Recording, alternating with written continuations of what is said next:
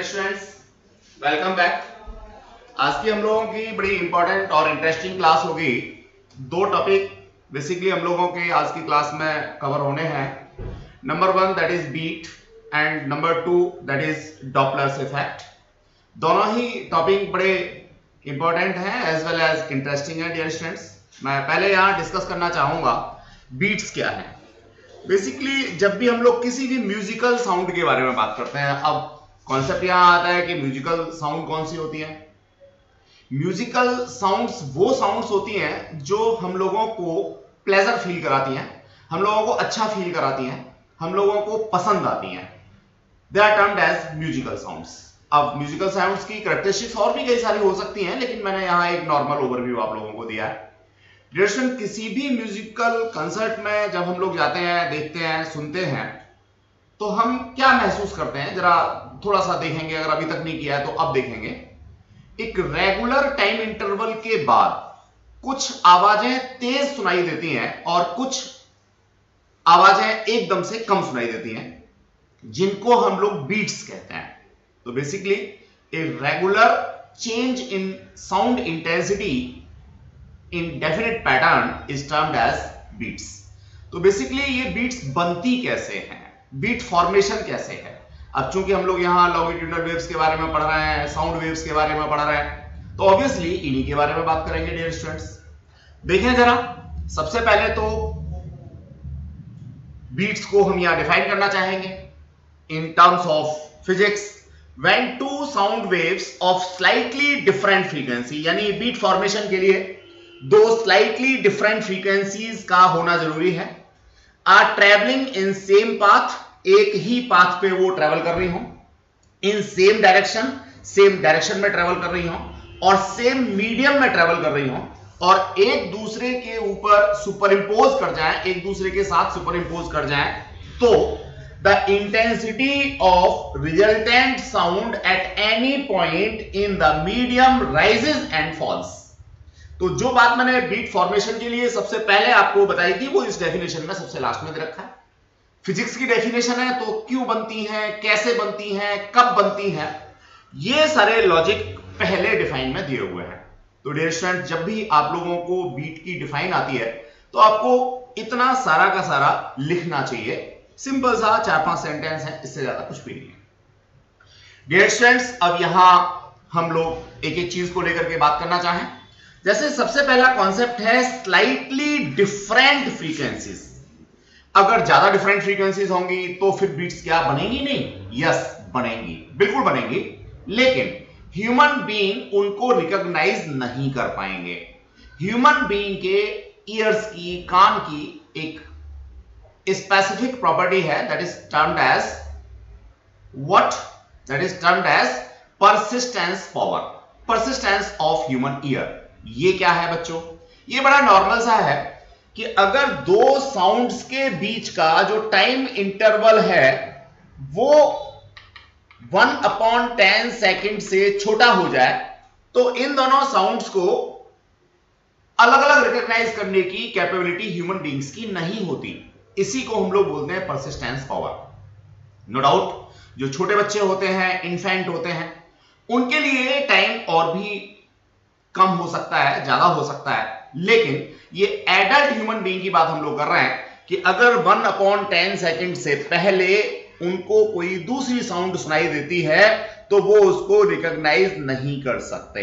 जो लोग resolution power पढ़ चुके हैं, जानते हैं ऑप्टिक्स में, वो इस चीज को कंपेयर कर सकते हैं।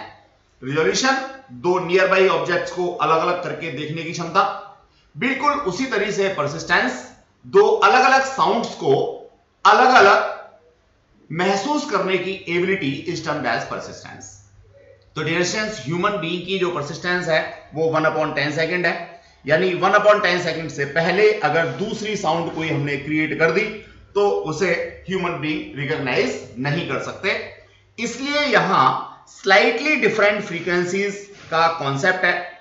अगर ज्यादा डिफर फ्रीक्वेंसीज होंगी तो बीट फॉर्मेशन हमारा बहुत फास्ट हो सकता है, तो उसको नॉर्मल ह्यूमन बीइंग रिकॉग्नाइज नहीं कर पाएंगे। Dear students, then in same path रास्ता भी दोनों वेव्स का कैसा होना चाहिए, सेम होना चाहिए, सेम मीडियम में होना चाहिए, सेम डायरेक्शन में होना चाहिए। ये कुछ कंडीशन है। मान लीजिए पहली वेव ये है, दूसरी वेव सपोज ये है, तीसरी वेव अगर चाहे तो ले सकते हैं, बाकी दो के बीच में सुपरपोजिशन हम लोग दिखा देंगे। तो the direction of both wave must be same, medium must be same and the frequency be very little differ. अब ये दोनों सुपर इंपोज करेंगी तो हमें कहीं कंस्ट्रक्टिव मिलेगा। कंस्ट्रक्टिव सुपरपोजिशन का मतलब क्या है, जहां दोनों के एम्पलीट्यूड सेम फेज में होंगे तो रिजल्टेंट वेव का एम्पलीट्यूड बहुत ज्यादा हो जाएगा। रिजल्टेंट वेव का एम्पलीट्यूड बहुत ज्यादा होगा तो एम्पलीट्यूड के स्क्वायर के डायरेक्टली प्रोपोर्शनल होती है एनर्जी ऑफ द वेव। जब एम्पलीट्यूड ज्यादा होगा तो एनर्जी ऑफ वेव ज्यादा होगी तो लाउडनेस ज्यादा होगी। इसी तरह से अगर मैं नेक्स्ट सिनेरियो की बात करूं तो जब ये दोनों वेव एक दूसरे के अपोजिट फेज में होंगी, मान लीजिए ये वेव दोनों एक दूसरे के अपोजिट फेज में होंगी तो इनका जो रिजल्टेंट है वो हमारा जीरो एम्पलीट्यूड के साथ आएगा। जीरो एम्पलीट्यूड के साथ आएगा तो एनर्जी जीरो होगी तो लाउडनेस भी जीरो होगी। अल्टीमेटली हम लोगों को एक रेगुलर टाइम इंटरवल के बाद लाउड साउंड्स और जीरो साउंड्स या वेरी लिटिल लाउड साउंड्स सुनाई देंगी, जिनको हम लोग बीट्स के नाम से जानेंगे। तो डियर स्टूडेंट्स, ये एसेंशियल कंडीशन में यही तीन बातों को दोबारा से बताया हुआ है। ड्यू टू परसिस्टेंस पावर, जो सुपर इंपोजिंग फ्रीक्वेंसीज हैं उनके बीच में बहुत ज्यादा डिफरेंस नहीं होना चाहिए, सेम पाथ पे ट्रेवल करनी चाहिए, सेम डायरेक्शन में ट्रेवल करनी चाहिए, सेम मीडियम में होनी चाहिए, as well as same waves, same type की वेव्स होनी चाहिए, both must be in longitudinal. तो डियर स्टूडेंट्स, ये एसेंशियल कंडीशंस की बात की। अब ऑडियोबल फ्रीक्वेंसीज होंगी तभी ह्यूमन बीइंग सुन पाएंगे। बाकी अगर आपने म्यूजिक तैयार करना है डॉग्स के लिए तो एक अलग कॉन्सेप्ट हो सकता है। ऐसा नहीं है कि डॉग्स के लिए हम म्यूजिक तैयार नहीं कर सकते, इट में भी ह्यूमन बीइंग को ना सुना के हमें डॉग्स को या कैटल्स को सुनाना है। डियर स्टूडेंट्स, बड़ा मजेदार सा कॉन्सेप्ट है, यहां मेरे को याद आ गया।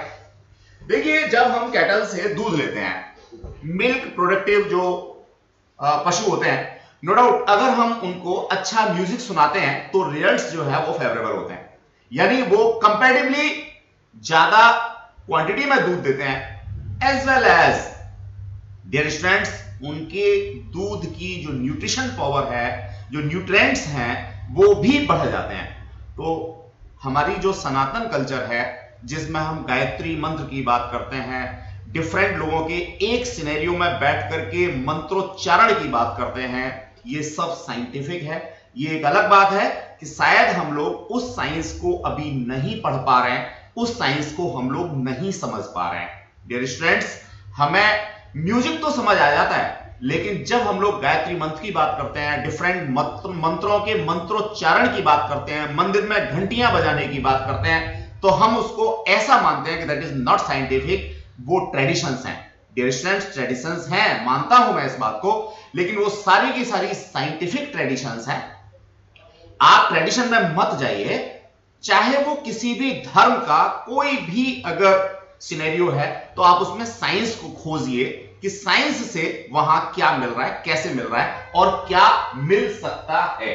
तो डियर स्टूडेंट्स, ये मैं आपको यहां एक्सप्लेन करना चाह रहा था। खैर, बीट्स की बात हो गई हम लोगों की, बीट्स के लिए एसेंशियल कंडीशंस की बात हो गई। अब इस डायग्राम के बेसिस पे मैं और भी ज्यादा क्लियर करना चाहूंगा डियर स्टूडेंट्स, आपके बीट फॉर्मेशन को देखिए जरा। यहां मैंने दो वेव्स कंसीडर किया है, एक सॉलिड लाइन से है, दूसरी डॉटेड लाइन से है। मैं क्या देखता हूं, एक पर्टिकुलर जगह पे जाके ये वाली जगह देखिए, यहां पे दोनों जो वेव्स हैं, कॉन्स्टिट्यूएंट वेव्स हैं, उनके एम्पलीट्यूड सेम फेज में हैं। जब सेम फेज में एम्पलीट्यूड्स हैं तो ऑब्वियसली जो रिजल्टेंट वेव होगी उसका एम्पलीट्यूड भी मैक्सिमम होगा। अगर मैं डियर स्टूडेंट्स यहां देखता हूं तो देखिए दोनों वेव्स के जो एम्पलीट्यूड्स हैं वो बिल्कुल आउट ऑफ फेज हैं, 180 डिग्री फेज डिफरेंस पे हैं। 180 डिग्री फेज डिफरेंस में है तो सबट्रैक्शन होगा सुपरपोजिशन के टाइम पे। अल्टीमेटली रिजल्टेंट वेव का जो एम्पलीट्यूड है वो जीरो हो जाएगा। अब एम्पलीट्यूड जीरो हो जाएगा तो ए स्क्वायर भी जीरो हो जाएगा, ए स्क्वायर जीरो हो जाएगा तो वेव की एनर्जी जीरो हो जाएगी, वेव की एनर्जी जीरो हो जाएगी तो लाउडनेस जीरो हो जाएगी। तो डियर स्टूडेंट्स, इस पॉइंट और इस पॉइंट के बीच में बीट फॉर्मेशन हो गया, इस पॉइंट और इस पॉइंट के बीच में फर्दर बीट फॉर्मेशन हो गया। नो डाउट दो कॉन्सिक्यूटिव लाउड और जीरो साउंड के बीच में जो भी टाइम इंटरवल होगा, इस टाइम इंटरवल को हम लोग बीट फ्रीक्वेंसी के नाम से जानेंगे, यानी एक सेकंड में कितनी बीट्स बन रही हैं, बीट फ्रीक्वेंसी। और time interval beat time interval के नाम से हम लोग जानेंगे डियर स्टूडेंट्स। तो देखिए, अपोजिट फेज में amplitude zero, energy zero, loudness zero, same phase में amplitude maximum, energy maximum, loudness maximum. That's the concept diagrammatical. अब इसके एनालिटिकल ट्रीटमेंट की बात हम लोग करना चाहें बच्चों। एनालिटिकल ट्रीटमेंट में नो डाउट हम लोगों को एज आर कंडीशन दो प्रोग्रेसिव वेव्स की इक्वेशन लेनी होगी और इन इक्वेशंस को मैथमेटिकली ऐड करना होगा। It's so simple. बस एक छोटी सी आइडेंटिटी ट्रिग्नोमेट्री हम लोगों को यहां पे लगानी होगी। तो जरा देखते हैं हम लोग क्या होता है। देखिए बच्चों, पहली वेव मैंने y equals to a sin omega 1t ले ली। इसमें फेज डिफरेंस, प्रोपेगेशन कांस्टेंट मैंने कुछ भी कंसीडर नहीं किया, सिंपलिसिटी के लिए उसकी जरूरत नहीं है। मैं ऐसा मानता हूं साइन की वेव है और ये पहली वाली वेव है जिसका रियल जो इंस्टेंटेनियस डिस्प्लेसमेंट है वो y1 है। डियर स्टूडेंट्स, दूसरी वेव की मैं बात करता हूं तो दूसरी वेव मैंने यहां कंसीडर की, that is this one again, that is sine wave. लेकिन दोनों वेव्स में अंतर क्या है, इनकी जो फ्रीक्वेंसीज है वो डिफर है। एक की फ्रीक्वेंसी एंगुलर फ्रीक्वेंसी ओमेगा 1 है, दूसरी की ओमेगा 2 है। एम्पलीट्यूड की बात करता हूं तो देखिए दोनों का एम्पलीट्यूड मैंने सेम कंसीडर किया है यहां पे। डियर स्टूडेंट्स, मैंने यहां ओमेगा 1 की वैल्यू प्लेस की, that is 2 pi nu 1। New stand for frequency, जिसको हम लोग हर्ट्ज में मेंशन करते हैं। 2 पाई से मल्टीप्लाई किया तो एंगुलर फ्रीक्वेंसी बन जाती है, तो ओमेगा 1 को मैंने 2 पाई न्यू 1 लिखा। इसी तरह से ओमेगा 2 को 2 पाई न्यू 2 टी लिखा। ऑब्वियसली जो न्यू 1 और न्यू 2 का डिफरेंस है दैट इज इक्वल्स टू 10, या मैं कह सकता हूं कि लेस देन 10 ये होना चाहिए, तभी मेरी जो परसिस्टेंस पावर है 1/10 सेकंड वाला वो कॉन्सेप्ट मेरा वैलिड हो पाएगा। अब दोनों को मैं सुपर इंपोज कराता हूं तो ऑब्वियसली सुपर इंपोज कराने पर मेरे को यहां पे जो फाइनल वेव है उसमें बीट्स मिलेंगी। मैथमेटिकली देखता हूं y1 plus y2 that's equals to a sin 2 pi nu 1t plus a sin 2 pi nu 2t। Exactly it is not v1 v2, these are nu 1 and nu 2। अब इसमें मैं क्या देख रहा हूं डियर स्टूडेंट्स कि sin c plus sin d की identity मेरी लगती है। इसको मैं c मान लेता हूं और इसको मैं d मान लेता हूं।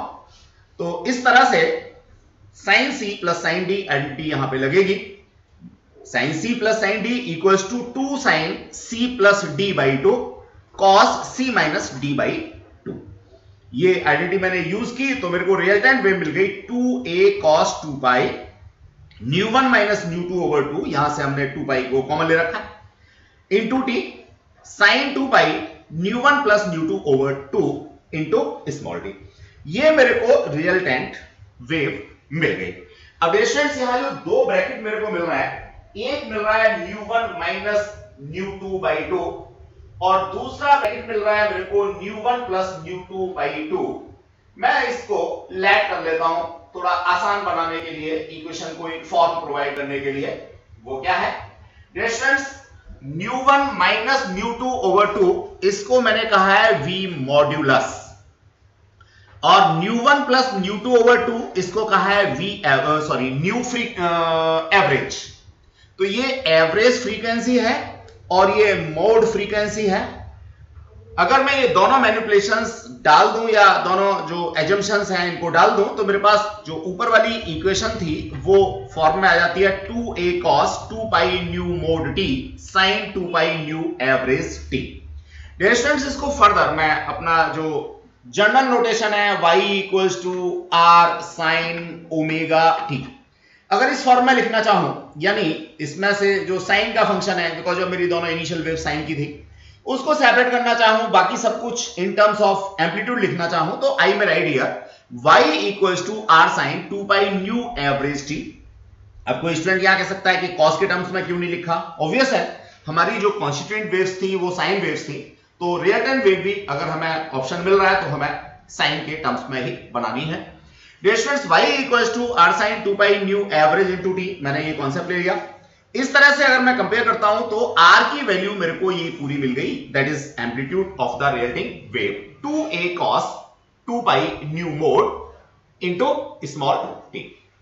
डियर स्टूडेंट्स, इस r की बात अगर हम लोग करें तो अभी जैसा मैंने बताया था, क्या r क्या है? यहां पर रिजल्टेंट वेव का एम्पलीट्यूड है। इसका जो स्क्वायर होगा directly proportional to energy of the wave के होगा, और एनर्जी जो होती है वो डायरेक्टली प्रोपोर्शनल होती है लाउडनेस के। तो समझ गए होंगे, जहां इस r की वैल्यू ज्यादा होगी वहां लाउडनेस मिलेगी, और जहां r की वैल्यू कम होगी वहां पे मेरे को लेस लाउड साउंड्स मिलेंगी। तो डियर स्टूडेंट्स, मुझे बस इस r एम्पलीट्यूड को यहां फर्दर दो अलग अलग तरीके से पढ़ना है। जब ये मैक्सिमम होगा तो क्या कंडीशंस निकल के आएंगी, जब मिनिमम होगा तो क्या कंडीशंस निकल के आएंगी। लेट्स सी, बड़ा मजेदार सा केस मेरे को मिलने वाला है।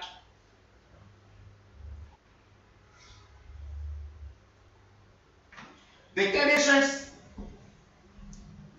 मेरे पास r निकल के आया 2a cos 2 pi nu mod t।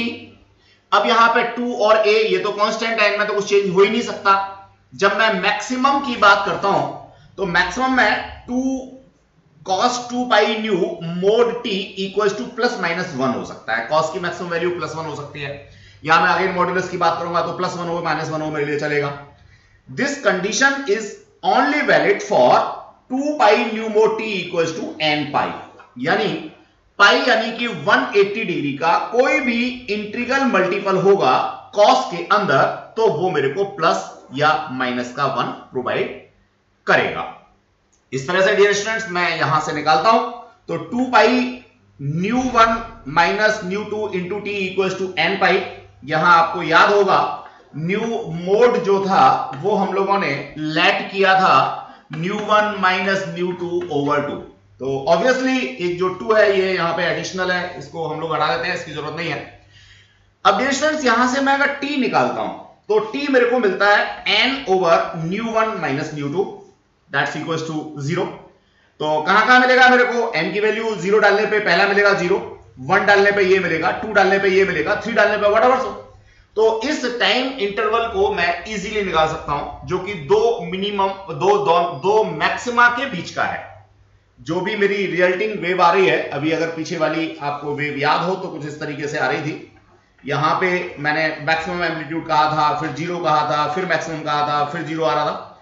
तो ये मेरी रिजल्टिंग वेव है। इस रिजल्टिंग वेव में जो दो मैक्सिमा हैं, एक मैक्सिमा ये रहा और दूसरा मैक्सिमा ये रहा, इन दोनों के बीच का जो टाइम इंटरवल है वो यहां से इजीली कैलकुलेट किया जा सकता है। कैसे कैलकुलेट किया जा सकता है? मैं सेकंड वन में से 0 सब्ट्रैक्ट कर दूं, थर्ड वन में से फर्स्ट वन को इसको 1 अपॉन न्यू 1 माइनस न्यू 2 को सब्ट्रैक्ट कर दूं। तो जहां तक बात है दो कॉन्सिक्यूटिव मैक्सिमा के बीच के टाइम इंटरवल की, तो वो यहां सक्सेसिव टाइम की हेल्प से निकाले जा सकते हैं। फाइनल में से इनिशियल टाइम हम निकालेंगे तो हमें इजीली क्या मिल जाएगा? दो मैक्सिमा के बीच का टाइम मिल जाएगा, that is 1 upon new 1 minus nu 2। बिल्कुल इसी तरह से अगर मैं मिनिमा की बात करता हूं डियर स्टूडेंट्स, तो मिनिमा भी कैलकुलेट किया जा सकता है। फर्दर मैं वही डायग्राम बनाना चाहूंगा। ये मेरी रिजल्टेंट वेव थी, अगर आपको याद हो तो लाइक दैट। ये मेरे पास यहां पे मिनिमा था, यहां पे मिनिमा था। तो मिनिमा में क्या हो रहा है? आपका एम्पलीट्यूड जो है वो 0 है। एम्पलीट्यूड 0 है तो एम्पलीट्यूड 0 तभी हो सकता है जब cos 2 pi nu mod t equals to 0 हो। ये तभी पॉसिबल है जब यहां पे क्या मिले मेरे को? Odd integral multiple of pi by 2 मिले। पाई बाई 2 बोले तो cos 90 की वैल्यू 0 होती है, सब लोग जानते हैं। तो जब भी मेरे को cos में पाई बाई 2 का ऑड इंटीग्रल मल्टीपल मिलेगा तो मेरे को ये वैल्यू 0 मिलेगी, यानी r मेरा 0 हो जाएगा। यहां से भी मैं टाइम की कंडीशन निकाल सकता हूं। कैसे? Same thing, t equals to 2 pi 2n plus 1/2 nu 1 minus nu 2। Further यहां से भी मैं टाइम इंटरवल निकालता हूं दो कॉन्सिक्यूटिव मिनिमा का, तो मेरे पास वही निकल के आता है 1 अपॉन न्यू 1 माइनस न्यू 2। तो डियर स्टूडेंट दोनों ही तरीके से हम लोगों ने दो कॉन्सिक्यूटिव मैक्सिमा या मिनिमा के बीच का टाइम इंटरवल निकालने की कोशिश की, तो that is 1/ν1 minus ν2। Dear students मैं समझता हूं बीट्स का जो एनालिटिकल ट्रीटमेंट है वो आपको समझ में आ गया होगा। बीट फ्रीक्वेंसी की बात करेंगे तो टाइम इंटरवल का रेसिप्रोकल कर लेंगे, वहां से मिल जाएगा। अब यहां से जो न्यूमेरिकल आप लोगों को मिलता है आपके एग्जामिनेशन में, उस न्यूमेरिकल की बात हम लोग करना चाहेंगे। बीट्स के ऊपर नॉर्मली 3 क्वेश्चन बनते हैं। पहला इसका थ्योरेटिकल एक्सप्लेनेशन या डेफिनेशन, दूसरा इसका एनालिटिकल ट्रीटमेंट या बीट फ्रीक्वेंसी का कॉन्सेप्ट, तीसरा इसका एप्लीकेशन यानी हम इसके क्या क्या यूज कर सकते हैं। डियर स्टूडेंट प्रैक्टिकल एप्लीकेशन तो हमारी नजर में सबके में है ही, क्या कि भैया हम म्यूजिकल कंसर्ट्स इसके बेसिस पे बनाते हैं, बीट फॉर्मेशन करते हैं जिससे कि हमें एक प्लेजेंट फील वाला म्यूजिक मिल सके।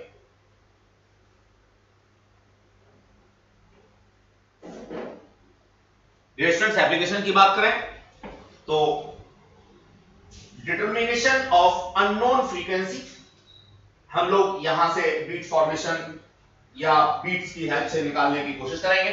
कैसे निकालने की कोशिश करेंगे ये बात हमें जरा यहां पे समझनी होगी। बड़े इजीली हम लोग इस काम को कर सकते हैं। देखते हैं बच्चों कैसे निकालेंगे हम लोग यहां पे अननोन फ्रीक्वेंसी।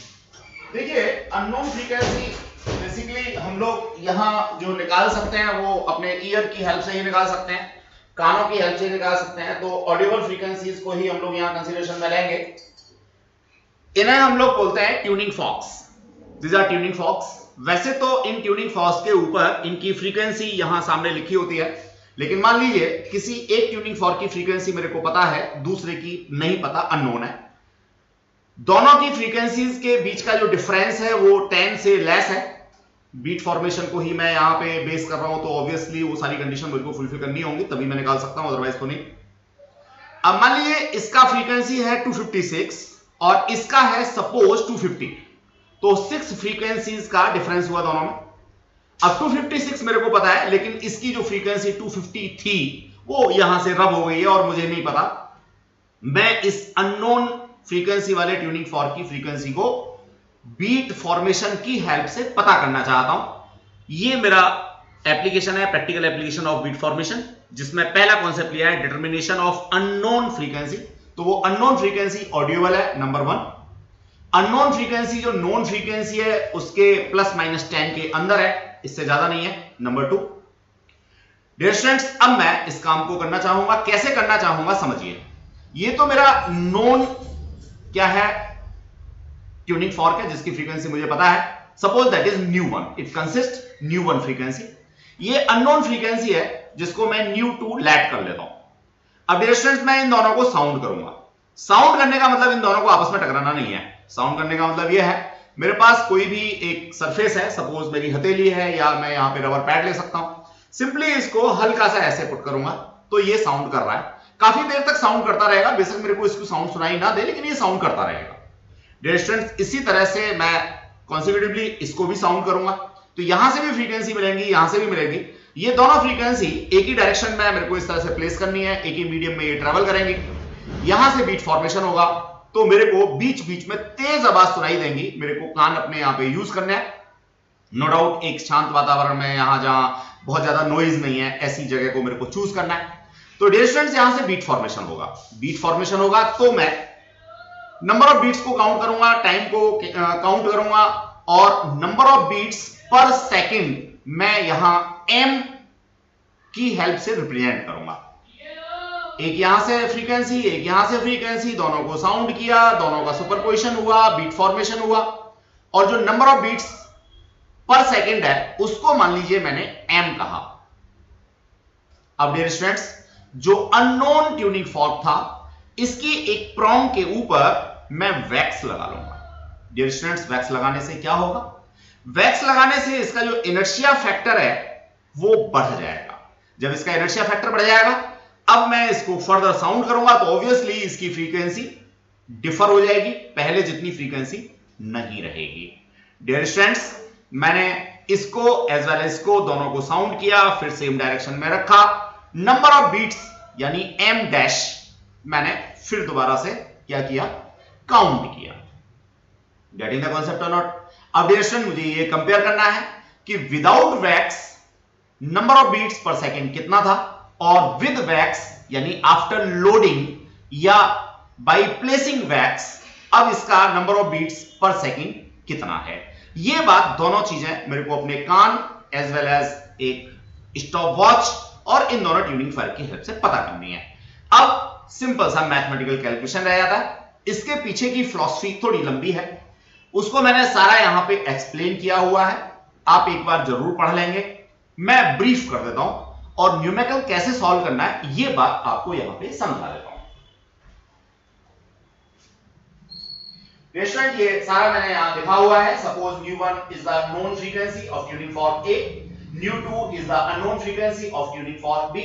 अब मैं जब इनको साउंड करता हूं तो साउंड करने पे जो अननोन फ्रीक्वेंसी ν2 है वो या तो ν1 प्लस m हो सकती है, where m is the number of beats per second, या ν1 माइनस m हो सकती है। अब लोडिंग मेथड से क्या होता है ये जरा हम देखते हैं। लोडिंग मेथड से हम लोगों ने यहां पे एक्सप्लेन किया कि अटैच करने से क्या होने वाला है। फॉर्मूला हमने डाला ν2 ν1 प्लस माइनस m, या तो number of beats per second बढ़ेगा या तो number of beats per second कम होगा। डियर स्टूडेंट्स अगर number of beats per second कम होता है तो मुझे यहां पे प्लस का साइन यूज करना है, अगर number of beats per second बढ़ता है तो मेरे को माइनस का साइन यूज करना है, यानी उल्टा है। मैंने अननोन ट्यूनिंग फॉर्क को लोड किया है, उसके ऊपर वैक्स लगाया है। वैक्स लगाने पर number of beats per second अगर मेरा डिक्रीज होता है तो मुझे इस फॉर्मूले में प्लस का साइन यूज करना है, और number of beats per second अगर बढ़ता है तो मुझे इस फॉर्मूले में यहां माइनस का साइन यूज करना है। Again keep in mind ν2 is the unknown frequency, ν1 is the known frequency, m is the number of beats, m is the number of beats forming in 1 second. That is the concept. तो बच्चों मैं समझता हूं आप इसको easily कर पाओगे। बाकी न्यूमेरिकल हम लोग यहां डिस्कस करेंगे तो उससे आपको और अच्छे से क्लियर हो जाएगा। कंडीशंस मैंने आपको बताई दी है कि नोन और अननोन ट्यूनिंग फॉर्क के बीच में जो फ्रीक्वेंसी डिफरेंस है वो 10 सेकंड से ज्यादा नहीं होना चाहिए, दोनों सेम मीडियम में होने चाहिए, दोनों से सेम टाइप की फ्रीक्वेंसी बननी चाहिए। अब यहाँ डिफरेंट बुक्स में आप लोग जब पढ़ते हैं तो आपको कई जगह मिलता है कि साहब ट्यूनिंग फॉर्क को हमने फाइल किया है। फाइल करने का मतलब क्या होता है? ऑब्वियसली फाइल करने का मतलब इसकी प्रॉम को घिस देना, चाहे वो सैंड पेपर से हो या फाइल से हो, आपने घिस दिया तो ऑब्वियसली इसका मास कम हो जाएगा, मास कम हो जाएगा तो इनर्शिया फैक्टर कम हो जाएगा, इनर्शिया फैक्टर हो जाएगा तो इसकी फ्रीक्वेंसी डिफर हो जाएगी। लेकिन डियर स्टूडेंट जनरली हम फाइलिंग वाला केस नहीं बताते, बिकॉज ऑफ इसकी जो ओरिजिनलिटी है वो खत्म हो जाएगी, फिर ये वो ट्यूनिंग फॉर्क नहीं रहेगा जो पहले था। वैक्स लगाने का या लोड करने का, लोडिंग का ये फायदा होता है कि आपने हल्का सा इसको क्या किया, टेम्परेचर बढ़ाया, मैं हीट करने की बात नहीं कर रहा हूं, टेम्परेचर बढ़ाया तो वैक्स मेल्ट हो जाता है, वैक्स मेल्ट हो जाता है, ये पुराने जैसा बन जाता है। तो हम लोडिंग वाले ही क्वेश्चंस यहां पे आपको सारे रहेंगे, लेकिन एक तरीका हो सकता है कि हम यहां पे फाइलिंग का भी केस पढ़ें। तो ऑब्वियसली फाइल करने पर ये फॉर्मूला हमारा उल्टा हो जाता है। उल्टा इस तरह से हो जाता है कि अगर मेरा m इंक्रीज करेगा तो फिर मैं प्लस लूंगा और डिक्रीज करेगा तो माइनस लूंगा। तो आपको एक ही केस याद रखना है, आपको लोडिंग का क्या केस याद रखना है। लोडिंग में अगर number of beats per second decrease हो रहा है तो आपने इस फॉर्मूले में प्लस यूज करना है, और number of beats per second अगर इंक्रीज हो रहा है तो इस फॉर्मूले में आपको माइनस यूज करना है। Again ν2 is a unknown frequency. तो डिस्टेंस एक छोटा सा फॉर्मूला है, छोटा सा कॉन्सेप्ट है, आपको ये समझ आ जाता है तो 2 मार्क्स का क्वेश्चन आप लोगों का यहां से बनता है और आप उसको इजीली कर सकते हैं। डियर स्टूडेंट्स बीट फॉर्मेशन का और एप्लीकेशन क्या हो सकता है? फॉर ट्यूनिंग म्यूजिकल इंस्ट्रूमेंट्स, जैसा मैंने बताया था, producing colourful effect in music. Dear students music के साउंड कई बार हम लाइट को ऐड करते हैं म्यूजिक के साथ साथ में, तो कलरफुल इफेक्ट्स हम लोग वहां से बना सकते हैं। For detection of marsh gas in mines, mines यानी जो खदान होती है उनमें मार्स गैस का जो प्रेजेंस है उसको फाइंड करने में यहां से हम लोग कह सकते हैं। दूसरा इलेक्ट्रॉनिक्स में भी हम लोग बीट फॉर्मेशन को यूज करते हैं। अब एक न्यूमेरिकल देखते हैं, जैसा मैंने अभी आपको डिस्कस किया था, न्यूमेरिकल बेसिस पे हमें ये समझ आएगा कि हमने जो भी पढ़ा वो कितना हमें क्लियर था। बहुत आसान सा न्यूमेरिकल है स्टूडेंट्स, थोड़ा सा काम हम लोग यहाँ पे करेंगे। Example number 16, two tuning forks A and B produces 4 beats per second. इसका मतलब यहां पे M जो है वो आपका 4 हो गया। ऑन लोडिंग B, अब आपने V को क्या किया, लोड कर दिया, तो 6 बीट्स पर सेकेंड हो रहा है, यानी M डैश जो है वो 6 हो रहा है। अगर मैं यहां पे देखता हूं तो यहां no doubt number of beat per second बढ़ रहा है। अगर number of beats per second बढ़ रहा है तो जो फॉर्मूला था न्यू2 इक्वल्स टू न्यू1 प्लस माइनस m। डिस्टेंस m की वैल्यू तो आपको पता ही है 4 है, लेकिन प्लस लगाना है या माइनस लगाना है, ये बात जरा मुझे समझनी है। मैंने अभी बताया था कि number of beats per second अगर बढ़ता है तो मेरे को माइनस का साइन यूज करना है। बढ़ना मैंने यहां पे देखा, एज वेल एज लोडिंग देखा। डियर स्टूडेंट्स, ये भी आपने ध्यान रखना है, ये लोडिंग भी देखती है। लोडिंग हो रही है, number of beats per second बढ़ रहा है, तो मेरे को माइनस का साइन यूज करना है। आगे बढ़ते हैं। If the quantity of wax reduce, ठीक है, आपने जो वैक्स लगाया था उसकी क्वांटिटी को थोड़ा सा कम कर दिया, the number of beats per second again becomes 4। अब दोबारा से m जो है या m डैश जो है वो 4 हो जाता है। Find the frequency of B, unknown frequency आपको न्यू2 पता करनी है। Find frequency of B if frequency of A is 256, यानी जो न्यू1 है वो कितना है, 256 हर्ट्ज है। अब स्टूडेंट्स, कोई स्टूडेंट कहेगा सर आपने अभी एग्जांपल कराया था उसमें भी कहा था कि भैया जो नोन फ्रीक्वेंसी है वो 256 हर्ट्ज की है। हाँ डियर स्टूडेंट्स, बिल्कुल मैंने सही कहा था। आपने अगर कहीं म्यूजिक के बारे में थोड़ा बहुत पढ़ा हो तो सा रे गा मा प ध नी सा पढ़ा है, बिल्कुल डेफिनेट फ्रीक्वेंसीज हैं। नोट्स में मैंने आपको एक टेबल दे भी रखी है। ये जो ट्यूनिंग फॉर्क का सेट होता है ये वही सारे गा मा ना प ध नी सा के लिए होता है। ये ट्यूनिंग फॉर्क का पूरा सेट है, इसमें वही फ्रीक्वेंसीज होती हैं। तो जनरली जो क्वेश्चन आता है वो इन्हीं ट्यूनिंग फॉर्क फ्रीक्वेंसी से ही मिलता है। तो इट्स बाय चांस कि 256 मैंने लेट किया था, 256 ही आपको मिल गया, एक कॉमन फ्रीक्वेंसी है। तो डिस्टेंस ये फॉर्मूला लगाना है, आपको सॉल्यूशन में कुछ बचा नहीं, मैंने फर्दर उसी चीज को दोबारा से क्लियर किया। तो देखेंगे यहां पे 256 प्लस माइनस 4 ये मेरे को मिल जाएगा। यहां से दो आंसर हो सकते हैं, 260 या 252। अब मुझे कौन सा पिक करना है ये मैंने अभी आपको एक्सप्लेन किया कि number of beats per second बढ़ रहा है लोडिंग करने पे, तो मेरे को माइनस साइन यूज करना है। माइनस साइन यूज करना है तो फिर मैं यहां से समझ सकता हूं दैट इज क्लियर। स्टूडेंट्स, यहां एक छोटी सी बात और भी समझनी होगी। देखिए ये क्या कह रहा है, इसको यहां थोड़ा सा दोबारा से क्वेश्चन को पढ़ते हैं। Two tuning fork A and B produces 4 beat per second, ठीक है। On loading B with wax 6 beats per second were heard. पहले 4 बन रही थी, फिर आपने लोडिंग की तो 6 बीट्स पर सेकंड बढ़ने लगी। Just a minute.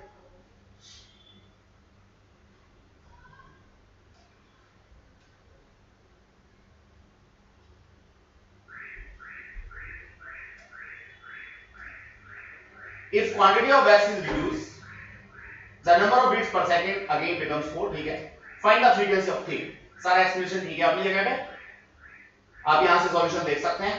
ये आगे क्वेश्चन आपको दे रखा है फॉर असाइनमेंट, यहाँ परसेंटेज के कॉन्सेप्ट में, तो आप थोड़ा सा और इसको यूज करेंगे तो मिल जाएगा आपको। नेक्स्ट कॉन्सेप्ट है हमारा डॉपलर इफेक्ट। अगेन बड़ा मजेदार सा केस है डियर स्टूडेंट्स। डॉपलर केस को समझने से पहले थोड़ा सा मैं डॉपलर के बारे में डिस्कशन देना चाहूंगा आपको। डॉपलर एक ब्लाइंड पर्सन थे ऑस्ट्रेलिया के। अब ब्लाइंड थे, आंखों से तो देख ही नहीं सकते थे, ये बात तो क्लियर है। तो उन्होंने एक चीज एक्सपीरियंस की कि अगर कोई साउंडिंग व्हीकल जस्ट लाइक कोई कार है, साउंड तो करेगी, इंजन तो स्टार्ट होगा या चलो हॉर्न बजाते हुए उनकी तरफ आ रही है, तो पहचान पा रहे हैं, रिकॉग्नाइज कर पा रहे हैं कि ये कार मेरे नजदीक आ रही है। जब वो आपके सामने उसके सामने से क्रॉस करके आगे जाती है तो वो रिकॉग्नाइज कर पाते हैं कि कार मेरे को क्रॉस करके आगे गई। इवन दैट बाय एक्सपीरियंस वो ये भी महसूस कर पा रहे हैं कि जो साउंडिंग कार है वो कितनी स्पीड से उनके सामने से निकल के जाती है, यानी ज्यादा स्पीड है या कम। मैं ये नहीं कह रहा कि 60 है, 70 है, 40 है, ज्यादा है या कम है। ये ऑब्जर्वेशन है डियर स्टूडेंट्स, फिजिक्स के ऑब्जर्वेशंस आपके बिहेवियर में चारों तरफ फैले हुए हैं। जब एक अंधे व्यक्ति डॉपलर इस बात को रिकॉग्नाइज कर सकते हैं, इस बात को महसूस कर सकते हैं और उसमें कुछ मैथमेटिकल कैलकुलेशंस करके एक नियम बना सकते हैं, डॉपलर इफेक्ट के नाम से यहां पे पढ़े जा सकते हैं, तो आप क्यों नहीं, आपके पास तो आंखें हैं, आप भी कोई भी चीज एक पिक करें, उसके ऑब्जर्वेशंस लें, डाटा कलेक्ट करें, उसको फॉर्मुलेट करें और अपना नाम फिजिक्स की बुक्स में ले आए। कोई बड़ा काम नहीं है। तो again I want to explain, कोई भी काम मुश्किल नहीं है, फिजिक्स पढ़ना बहुत आसान सा काम है, बशर्ते हमारी जो करैक्टरिस्टिक्स हैं वो साइंटिफिक एटीट्यूड वाली हों, जो कि हम लोगों ने बिल्कुल 11th की पहली क्लास में आपसे डिस्कस की थी। आज आई होप सो आप लोगों की सीबीएसई कंटेंट की ये लास्ट क्लास है, इसमें आपका सारा कंटेंट कंप्लीट हो जाएगा। तो लास्ट क्लास में और फर्स्ट क्लास में एक सिमिलरिटी ये है कि हमारा एटीट्यूड, हमारा एप्टीट्यूड फर्स्ट क्लास से लास्ट क्लास तक सेम रहा है, सेम रहना चाहिए। साइंटिफिक एप्टीट्यूड है तो एक अंधा व्यक्ति भी साइंटिस्ट बन सकता है, और डॉपलर को फिलोसोफर से साइंटिस्ट का नाम दे दिया गया इस डॉपलर इफेक्ट के बेसिस पे। तो डियर स्टूडेंट्स, ये थी डॉपलर की कहानी। अब डॉपलर इफेक्ट क्या है, जो अभी उन्होंने ऑब्जर्व किया था, जो मैंने एक्सप्लेन किया अभी अभी कि डॉपलर ने क्या ऑब्जर्व किया कि कोई भी साउंडिंग ऑब्जेक्ट उनके नजदीक आता है तो उनको महसूस हो जाता है। अब इसको साइंटिफिक लैंग्वेज में कैसे कहेंगे, जब भी कोई साउंडिंग ऑब्जेक्ट नजदीक आ रहा है तो ऑब्वियसली उसकी फ्रीक्वेंसी कुछ ज्यादा महसूस होती है, एपरेंट फ्रीक्वेंसी ज्यादा होती है। जब दूर जा रहा है तो उसकी एपरेंट फ्रीक्वेंसी कंपैरेटिवली कम होती है। और what is the result of frequency, मैं पहले ही बता चुका हूं आपको पिछली क्लासेस में। अगर फ्रीक्वेंसी ज्यादा है तो आवाज तीखी होगी, सुरीली होगी, और अगर फ्रीक्वेंसी कंपैरेटिवली कम है तो आवाज ब्लंट होगी। तो डियर स्टूडेंट्स, जब कोई कार साउंड करते हुए हमारे नजदीक आती है तो उसकी साउंड हमें तीखी सुनाई देती है।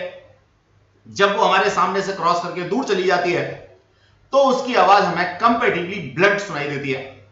अब आप इस चीज को एक्सपीरियंस करना, इवन दैट डियर स्टूडेंट्स, आप अपने रूम में बैठे हुए पढ़ रहे हैं, आपके पापा आते हैं, मम्मी आती हैं, या व्हाटएवर सो कोई सर्वेंट आता है, तो उसके पैरों के चलने की आहट से आप बिना उसको देखे बता देते हैं कि ये पापा आ रहे हैं, मम्मी आ रही हैं, या सर्वेंट आ रहा है, या आपका भाई बहन आ रहा है। डियर स्टूडेंट्स, ये नो डाउट रिकॉग्निशन आपके ईयर्स की है, आंखों की नहीं है। नो डाउट जब कोई व्यक्ति चलता है तो उसकी अपनी एक चलने की पिच होती है, उससे डेवलप हुई साउंड की अपनी एक लाउडनेस होती है, अपनी एक फ्रीक्वेंसी होती है। हम उसी को रिकॉग्नाइज करते हैं और उसको क्या करते हैं, महसूस करते हैं। महसूस करके हम लोग बता सकते हैं कि कौन आ रहा है। तो डियर स्टूडेंट्स, ऐसा ही कुछ डॉपलर इफेक्ट है।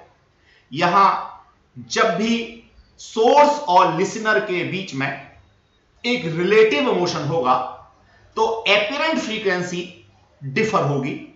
इसी इफेक्ट को डॉपलर इफेक्ट के नाम से जाना जाता है।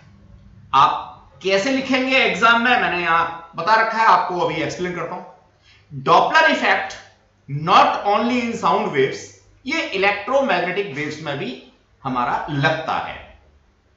इलेक्ट्रोमैग्नेटिक वेव्स में भी ये वैलिड है। डियर स्टूडेंट्स, डॉपलर ने तो इसको साउंड के लिए महसूस किया था, साउंड के लिए लिखा था, साउंड के लिए एक्सप्लेन किया था, लेकिन फर्दर स्टडीज में नो डाउट ये लाइट के लिए भी या इलेक्ट्रोमैग्नेटिक वेव्स के लिए भी वैलिड है। अब डियर स्टूडेंट्स, एग्जाम में कैसे लिखना है आपको डॉपलर इफेक्ट को जरा देखिए। Whenever there is a relative motion between source of sound and observer, observer की जगह पे आप लोग लिसनर भी लिख सकते हैं। एंड द मीडियम, अब इसमें मीडियम को भी हम इंक्लूड कर देते हैं। मान लीजिए हवा चल रही है, नहीं चल रही है, अपोजिट डायरेक्शन में चल रही है, सेम डायरेक्शन में चल रही है, इसलिए हमने इसमें मीडियम को भी इंक्लूड कर दिया। The frequency of sound as received by observer या listener is different from the frequency of sound emitted by the source. यानी जो सोर्स जो है, जो फ्रीक्वेंसी एमिट कर रहा है, वो फ्रीक्वेंसी लिसनर को सुनाई नहीं देती, उसके फर्क हो सकता है कई बार ज्यादा। मैंने अभी एग्जांपल दिया था कि कोई साउंडिंग सोर्स हमारे नजदीक आ रहा है, यानी हमारे बीच में डिस्टेंस कम होती जा रही है, रिलेटिव मोशन तो है लेकिन डिस्टेंस कम होती जा रही है, तो एपरेंट फ्रीक्वेंसी ज्यादा होगी, यानी आवाज तीखी सुनाई देगी। वही चीज हमने यहां पे मेंशन की हुई है। The apparent change in the frequency of sound when the source the observer and the medium are in relative motion.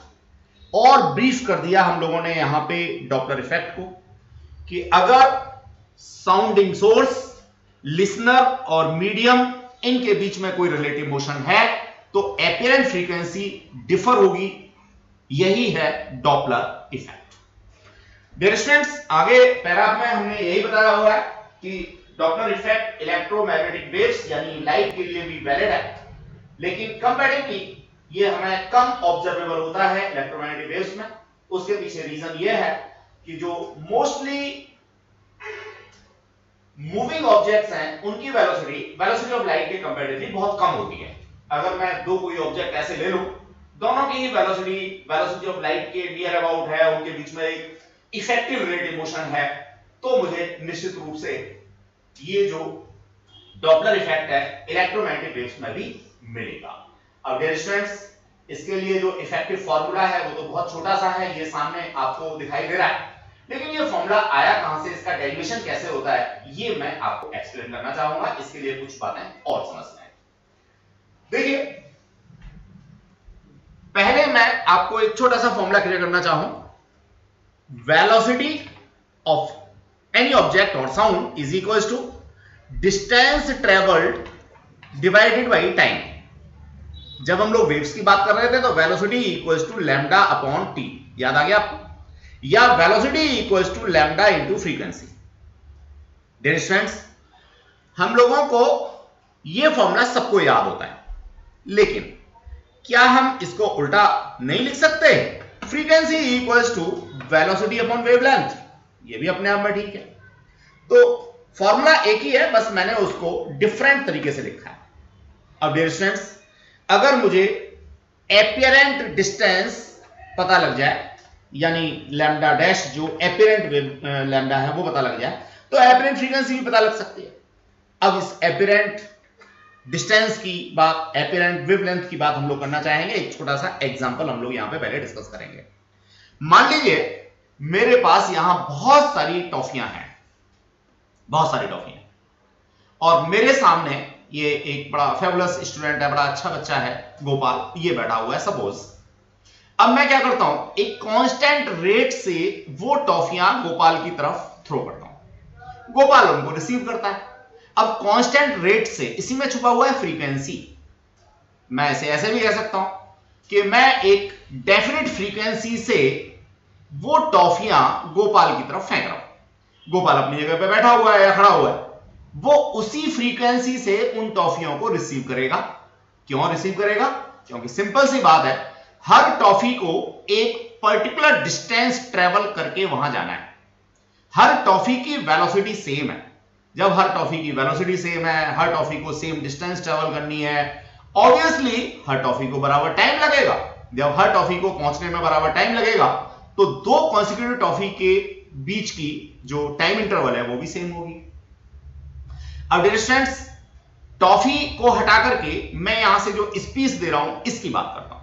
Obviously यहां से भी मैं एक कांस्टेंट रेट से या एक पर्टिकुलर फ्रीक्वेंसी से साउंड डिलीवर कर रहा हूं, तो जो फ्रीक्वेंसी मैं यहां से साउंड डिलीवर कर रहा हूं वही गोपाल को सुनाई दे रही है। लेकिन डियर स्टूडेंट्स, अब जरा समझने की कोशिश कीजिए। मान लीजिए वो टॉफियां फेंकते फेंकते मैं गोपाल की तरफ आगे बढ़ता हूं, मेरा टॉफियां फेंकने का रेट वही है, वेलोसिटी वही है, लेकिन मैं धीमे धीमे करके उसकी तरफ आगे बढ़ रहा हूं, यानी कि मेरे और उसके बीच में एक रिलेटिव मोशन डेवलप हो गया। हर अगली टॉफी को कंपैरेटिवली कम डिस्टेंस ट्रेवल करनी पड़ेगी। जब कम डिस्टेंस ट्रेवल करनी पड़ेगी तो जल्दी पहुंच जाएगी, वेलोसिटी तो वही है। जब जल्दी पहुंच जाएगी तो ऑब्वियसली गोपाल को जल्दी जल्दी टॉफियां मिलने लगेंगी। मैं इसी को तो कह रहा हूं कि एपियरेंट फ्रीक्वेंसी ज्यादा है। इसका अपोजिट केस भी हो सकता है। मान लीजिए मैं टॉफियां फेंकते फेंकते वापस पीछे आ रहा हूं, तो हर कॉन्सिक्यूटिव टॉफी को कंपैरेटिवली ज्यादा डिस्टेंस ट्रेवल करनी पड़ेगी। ज्यादा डिस्टेंस ट्रेवल करनी पड़ेगी तो उसको ज्यादा टाइम लगेगा, ज्यादा टाइम लगेगा तो कॉन्सिक्यूटिव टॉफी को गोपाल के पास पहुंचने में टाइम कंपैरेटिवली ज्यादा लगेगा। टाइम ज्यादा लगेगा, इसका मतलब उसकी जो रिसीविंग फ्रीक्वेंसी है वो कम हो जाएगी। Same case for sound. मैं यहां से बोलते बोलते अगर पीछे हट रहा हूं, या इसका उल्टा हो सकता है, मैं तो अपनी जगह पे खड़ा हूं, सोर्स तो अपनी जगह पे, लेकिन जो लिसनर है वो मेरे से दूर जा रहा है, यानी दोनों के बीच की रिलेटिव डिस्टेंस बढ़ती जा रही है। डिस्टेंस जब बढ़ती जा रही है तो ऑब्वियसली जो रिसीविंग फ्रीक्वेंसी है वो रिड्यूस हो जाएगी। इस पूरे एक्सप्लेनेशन को अगर एक बार में समझ में ना आया हो तो आप 2-3 बार आराम आराम से वीडियो को रिप्ले करके देखना। ये निश्चित रूप से उन बच्चों के लिए सारा एक्सप्लेनेशन है जो ज्यादा पढ़ना चाहते हैं, जो चीजों को रटना नहीं चाहते, जिनको आईआईटी में या नीट में सिलेक्शन लेना है। अब जिनको सिर्फ सीबीएसई का क्वेश्चन करना है उनके लिए तो फॉर्मूला मैंने दे रखा है, अभी मैं इसको भी एक्सप्लेन करूंगा, आप लोगों को मजा आ जाएगा। डियर स्टूडेंट्स, ये कॉन्सेप्ट था। अब जो मेरे और गोपाल के बीच की डिस्टेंस थी, उस डिस्टेंस को मैं साउंड के केस में क्या कहता हूं, वेवलेंथ कहता हूं। दोनों के बीच में जो रिलेटिव वेलोसिटी का कॉन्सेप्ट था उसको मैं वी ही कह रहा हूं, लेकिन अभी कैसे निकल के आएगा ये समझाऊंगा।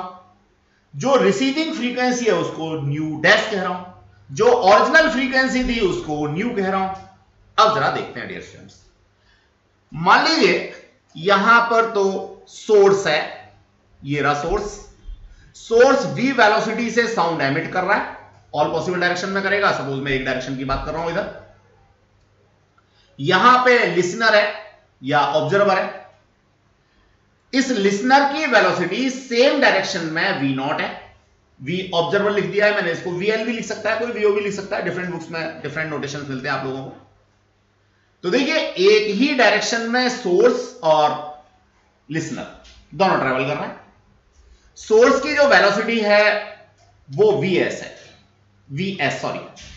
ये v वेलोसिटी साउंड की वेलोसिटी है जो अपने मुंह से वो डेवलप कर रहा है। अब कार है तो उससे जो साउंड डेवलप हो रही है, अब ये तो ऑब्वियस है, ड्राई एयर में वही 331 मीटर पर सेकंड होगी, इसमें कुछ ज्यादा सोचने की बात ही नहीं है। लेकिन ये सोर्स की वेलोसिटी है, 60 किलोमीटर पर आवर से चल रहा है, 30 किलोमीटर पर आवर से चल रहा है। ये ऑब्जर्वर या लिसनर की वेलोसिटी है, सेम डायरेक्शन में जा रहा है, मान लीजिए भी 30 किलोमीटर पर आवर की स्पीड से जा रहा है। अब डियर स्टूडेंट्स, इसमें इंक्लूड हो गई हवा। मान लीजिए मीडियम की वेलोसिटी m है, हवा जो है वो v वेलोसिटी से सेम डायरेक्शन में ट्रेवल कर रही है। मैंने यहां केस लिया है, सारे के सारे सेम डायरेक्शन में ट्रेवल कर रहा है। ऑब्वियस है यहां भी हवा चल रही है, वो भी vm वेलोसिटी से उसी डायरेक्शन में आगे बढ़ रही है। अब डियर स्टूडेंट्स, मैं पहला केस बात करता हूं, क्या कि ये सोर्स मेरा ट्रेवल कर रहा है, लिसनर की तरफ जा रहा है, तो जो यहां इफेक्टिव वेलोसिटी होगी, किसकी, वेलोसिटी ऑफ साउंड की, वो इफेक्टिव वेलोसिटी होगी v plus vm minus vs। भैया देखो, v वेलोसिटी ऑफ साउंड है, v मीडियम की वेलोसिटी है, दोनों सेम डायरेक्शन में, तो एक दूसरे को सपोर्ट कर रहे होंगे तो ऐड हो गया। लिसनर या सोर्स उसी डायरेक्शन में आगे बढ़ रहा है, इसका मतलब वो डी सपोर्ट कर रहा है, वो नहीं इसको रिसीव करना चाह रहा, तो माइनस का vs हो गया। डियर स्टूडेंट्स, ये इफेक्टिव वेलोसिटी आ गई। इस इफेक्टिव वेलोसिटी को मैंने फ्रीक्वेंसी से डिवाइड किया तो ये इफेक्टिव डिस्टेंस आ गई। मैंने यहां पे लिखा था, अभी क्या लिखा था, v equals to lambda over t या v equals to lambda into frequency. यहां से अगर कोई बच्चा लैम्डा को सेपरेट करता है तो वो लिख सकता है v अपॉन फ्रीक्वेंसी, यही फॉर्मूला तो मैंने यहां यूज किया है। अब चूंकि मेरी रिलेटिव वेलोसिटी है, वेलोसिटी चेंज हो गई है, v plus vm minus vs हो गई है, तो एपियरेंट डिस्टेंस मेरी है, एपियरेंट डिस्टेंस है तो मैंने इसको लैम्डा डैश कहा। डियर स्टूडेंट्स, जब मेरे पास लैम्डा डैश आ गया तो यहां पर जो लिसनर है, लिसनर को फ्रीक्वेंसी क्या सुनाई देगी, वो सुनाई देगी new dash, that is v plus vm minus v nought over lambda dash. अब आप लोग कहेंगे ये कहां से आया डियर स्टूडेंट्स, बिल्कुल मैंने पहला केस ये वाला जहां मेरा सोर्स था वहां के लिए लगाया था। अब जरा यहां भी तो कंसीडर कर लो, यहां पर जो वेलोसिटी ऑफ साउंड है वो ऑब्वियसली एक डायरेक्शन में चल रहा है, उसी डायरेक्शन में मीडियम ट्रेवल कर रहा है और लिसनर भी उसी डायरेक्शन में ट्रेवल कर रहा है। तो अगेन ये दोनों एक दूसरे को सपोर्ट कर रहा है और ये डी सपोर्ट कर रहा है, डी सपोर्ट कर रहा है, तो मैंने इसको लिख दिया v plus vm minus v nought. Dear students, मैंने सिंपल सा कॉन्सेप्ट लगाया, nu dash equals to v plus vm minus v nought over lambda dash. Lambda dash की वैल्यू ऊपर निकाल चुका हूं, दैट इज हियर इस तरह से मेरे को यहां एक फॉर्मूला मिल गया, क्या, v plus vm minus observer या listener velocity, v plus vm minus source velocity multiplied by original frequency. Direction ध्यान रहे, ये केस हमने तब निकाला है जब हर चीज एक ही डायरेक्शन में ट्रेवल कर रही है, दोनों जगह पर, जहां लिसनर खड़ा है जहां पे सोर्स खड़ा है, दोनों जगह सेम डायरेक्शन में। अब डियर स्टूडेंट्स, इस फॉर्मूले को डिफरेंट वे में हम लोग यूज कर सकते हैं। बहुत सारे कॉन्सेप्ट्स हम लोगों को यहां मिलेंगे, मैंने यहां अलग अलग एडिंग करके दे रखे हैं, लेकिन मैं ब्रीफिंग आपको यहीं कर देना चाहूंगा। बड़ी मजेदार सी ब्रीफिंग आप लोगों को मिलती है। क्या है ब्रीफिंग, समझिए। डियर स्टूडेंट्स, कोई बच्चा कहता है कि साहब ये तीनों जो है वो सेम डायरेक्शन में नहीं है, ये वेलोसिटी ऑफ साउंड है, ये वेलोसिटी ऑफ सोर्स है, ये वेलोसिटी ऑफ मीडियम है। यहां पर ये वेलोसिटी ऑफ साउंड है, ये वेलोसिटी ऑफ ऑब्जर्वर है, और ये वेलोसिटी ऑफ मीडियम है, सारे सेम डायरेक्शन में थे। अब कोई कहता है ये हवा नहीं चल रही, अरे ये नहीं चल रही तो बहुत अच्छी बात है, मीडियम नहीं चल रहा तो बहुत अच्छी बात है, आप वीएम को 0 कर दो फॉर्मूले में, किसने मना किया? कोई कहता है जी हवा अपोजिट डायरेक्शन में चल रही है, यानी हवा या मीडियम की जो डायरेक्शन है वो अपोजिट है, यहां पे है, यहां पे। अब कोई ये मत कहना कि साहब जहां पे सोर्स खड़ा है वहां पे तो हवा सपोर्ट कर रही है, और जहां लिसनर खड़ा है वहां पे हवा डी सपोर्ट कर रही है, ऐसा पॉसिबल नहीं। हवा तो एक ही डायरेक्शन में ट्रैवल करेगी, या तो डी सपोर्ट करेगी या तो सपोर्ट करेगी। अब डियर स्टूडेंट्स, इस फॉर्मूले में जहां जहां वीएम मेरा आ रहा है, चूंकि इसकी डायरेक्शन मैंने अपोजिट कर दी है, तो वहीं वहीं मेरे को इसका साइन अपोजिट कर देना है, यानी यहां पे माइनस कर देना है। अब डियर स्टूडेंट, कोई कहता है कि मीडियम चल ही नहीं रहा, तो वीएम को 0 कर दो, वीएम को 0 कर दो, किसने मना किया? अब इसी में अगला कोई बंदा कहता है कि साहब लिसनर जो है वो रेस्ट में है, और भैया लिसनर रेस्ट में है तो वीओ को 0 कर दो।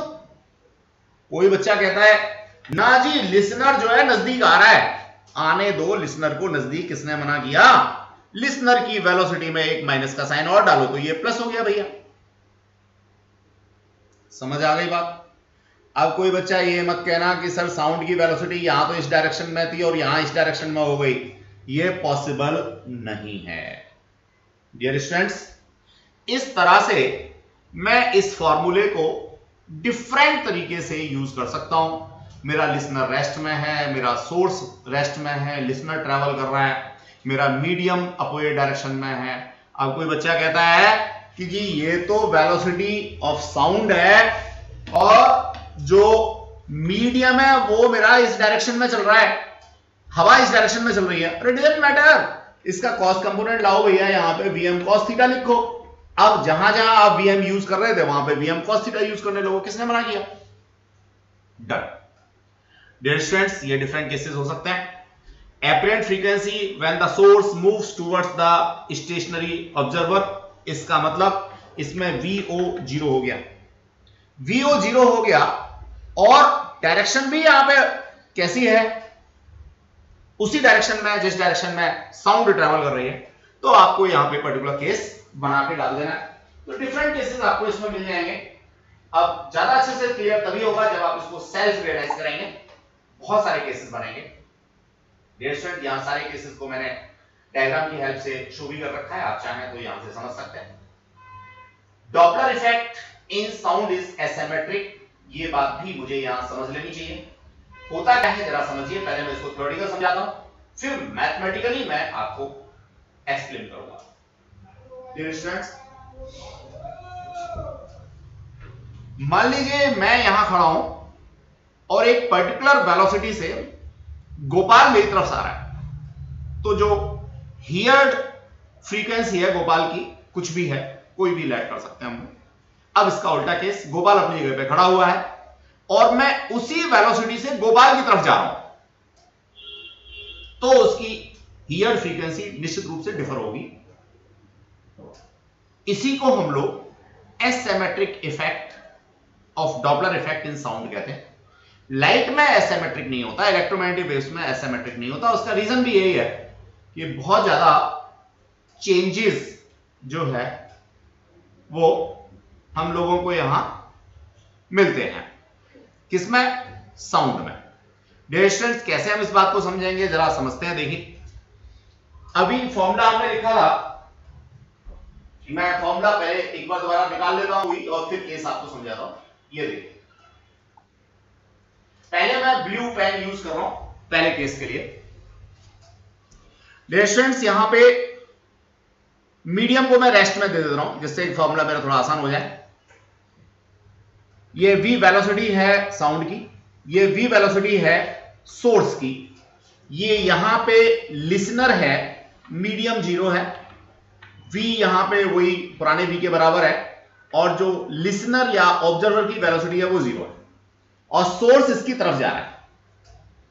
इस पर्टिकुलर केस के लिए जो एपरेंट फ्रीक्वेंसी होगी न्यू डैश, वो मेरे पास मिलेगी v minus 0 over v minus vs into original frequency new. ये मेरे पास मिल गया पहला केस।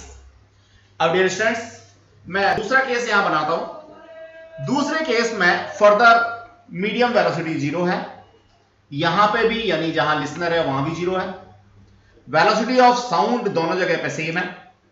वेलोसिटी ऑफ सोर्स जो है वो 0 है, यानी सोर्स खड़ा है, लेकिन ये जो लिसनर था वो सेम वेलोसिटी से सोर्स की तरफ आ रहा है।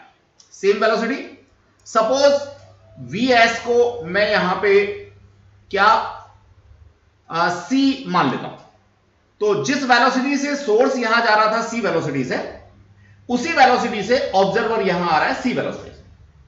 अब डियर स्टूडेंट्स, यहां पे जो एपरेंट फ्रीक्वेंसी होगी इसको मैं न्यू डबल डैश कहता हूं, that is v minus v nought over v minus 0 into natural frequency या ओरिजिनल फ्रीक्वेंसी। डियर स्टूडेंट्स, जैसा मैंने अभी यहां डिस्कस किया, vs और vo दोनों c के बराबर हैं। जब दोनों c के बराबर है तो मेरा जो ब्लू वाला फॉर्मूला है न्यू डैश, वो बनता है v upon v minus c into new, और जो रेड वाला मेरा फॉर्मूला है जिस समय लिसनर या ऑब्जर्वर दौड़ के आ रहा है उसी वेलोसिटी से, ये बनता है v minus c over v into new. अब कोई भी देख के बता सकता है कि ऊपर वाली फ्रीक्वेंसी और नीचे वाली फ्रीक्वेंसी सेम कभी भी नहीं हो सकती। देखिए, इसी को हम लोग बोलते हैं Doppler's effect in sound is asymmetric, यानी दोनों के बीच, लिसनर और सोर्स दोनों के बीच रिलेटिव मोशन सेम है, लेकिन दोनों ही केसेस में, पहला केस जब सोर्स ट्रेवल करके लिसनर की तरफ जा रहा था, दूसरा केस जिसमें सोर्स स्टेशनरी है, लिसनर उसकी तरफ आ रहा है, दोनों के बीच का रिलेटिव मोशन सेम है, लेकिन दोनों ही केसेस में जो हियर्ड फ्रीक्वेंसी है, जो एपरेंट फ्रीक्वेंसी है, वो डिफर है। इसी को हम लोग बोलते हैं एसिमेट्रिक इफेक्ट इन साउंड। तो I hope so dear student, asymmetric effect आपको क्लियर हो गया होगा। आप बता सकते हैं यहां से दोनों ही केसेस में फ्रीक्वेंसी अलग अलग सुनाई देंगे। तो ये केस हमने यहां आपको सारा एक्सप्लेन किया। एग्जाम में कैसे लिखना है, लैंग्वेज सिंथेसाइज आप यहां से सीख सकते हैं, जो हमने नोट्स में दे रखी है। बाकी एक्सप्लेन मैंने आपको किया, आपको यहां से समझ में आ जाना चाहिए। लाइट में सिमेट्रिक होता है। क्यों सिमेट्रिक होता है? क्योंकि जो रिलेटिव मोशन है लाइट सोर्स और ऑब्जर्वर के बीच में, वो बहुत ज्यादा नहीं होता।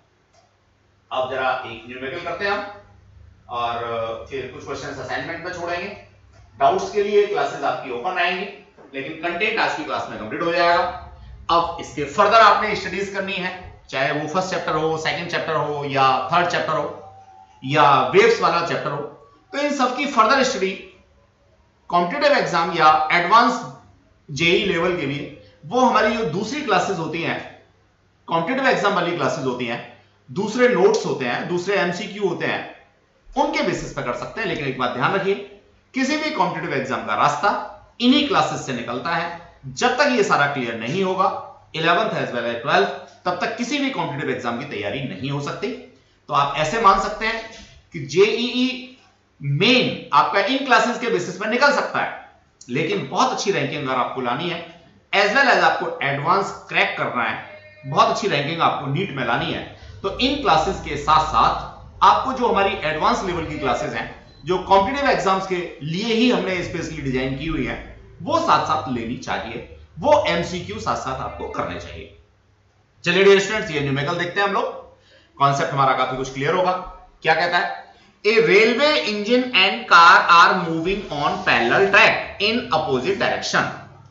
डियर स्टूडेंट्स, ये मैं पैरेलल ट्रैक बना देता हूं। अब इस पैरेलल ट्रैक में रेल का जो इंजन है, सपोज ये रेल का इंजन है, वो ऐसे चल रहा है, और इसके बाजू में एक दूसरा ट्रैक बना देता हूं। ये मान लीजिए मैं कार के लिए रोड बना देता हूं, ट्रैक नहीं, कार का रोड है। तो जो कार है बच्चों, वो कार अपोजिट डायरेक्शन में ऐसे आ रही है। आगे बढ़ते हैं, क्या पढ़ता है, क्या कहता है वो? With a speed of 144 kilometre and 72 kilometre per hour respectively. तो बच्चों, इसकी स्पीड है 144 किलोमीटर पर आवर, और जो ये हमारी कार है, इसकी स्पीड है 72 किलोमीटर पर आवर, दोनों अपोजिट डायरेक्शन में है। Is continuously sounding A whistle of frequency 500 hertz. इसका मतलब जो इसकी फ्रीक्वेंसी है न्यू, दैट इज 500 हर्ट्ज, और जो कार की विस्लिंग है या कार का जो हॉर्न है, उसकी फ्रीक्वेंसी है 340, सॉरी, अच्छा whistle, just a minute, the engine continuously sounding A whistle of. अच्छा, इसका मतलब सिर्फ इंजन ही यहां से विसिल कर रहा है, कार की कोई आवाज नहीं है जी, छोड़ो, कार की कोई आवाज नहीं है। The velocity of sound is 340 metre per second. Obviously जो वेलोसिटी ऑफ साउंड है वो दोनों जगह पे सेम होगी, यहां पे 340 मीटर पर सेकेंड होगी, ठीक है। इसी तरह से यहां पे भी वेलोसिटी ऑफ साउंड जो है वो 340 मीटर पर सेकेंड होगी। Calculate the frequency of sound here in the car. इस कार के अंदर फ्रीक्वेंसी क्या सुनाई देती है, ये हमें निकालना है। केस अलग अलग है। क्या कहता है? The car and the engine are approaching. Approaching का मतलब तो यही वाला केस हो गया, यानी अपोजिट डायरेक्शन में है। दूसरा केस है the two are moving away from. ये तो अप्रोचिंग का केस हो गया, तो मैं पहले इसी को क्लियर करता हूं डियर स्टूडेंट्स। नो डाउट यहां पे जो हमारा फॉर्मूला था न्यू डैश का, वो क्या था? वो था v plus v m minus v o over v plus v m minus v s multiplied by natural frequency new.